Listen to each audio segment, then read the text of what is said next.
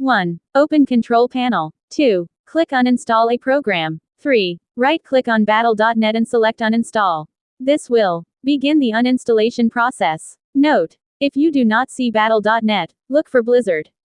Battle.net desktop app. 4. If the client is not listed, manually uninstall the Battle.net desktop app. 1. Click Start Windows key plus Q in Windows 8 and select all programs. 2. After locating the Battle.net desktop app, right-click the file and select Open File Location.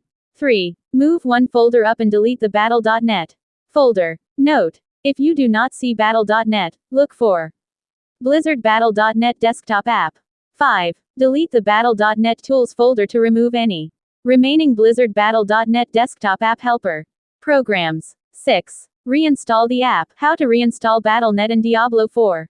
1. Open the Xbox app on PC and make sure you are signed in with your Microsoft account tied to your Game Pass membership. 2. Then click on Diablo 4 and then the Install button. Click Install Battle.net when prompted and complete the installation. If you already have Battle.net installed, you'll skip to the next step automatically. 3. You'll be prompted to connect your Battle.net account to your Microsoft account. If you already have a Battle.net account, you can log in to complete the connection, or from here you can create a Battle.net account to make the connection. 4. Once you have downloaded Battle.net and connected your accounts, you can complete the installation of Diablo 4.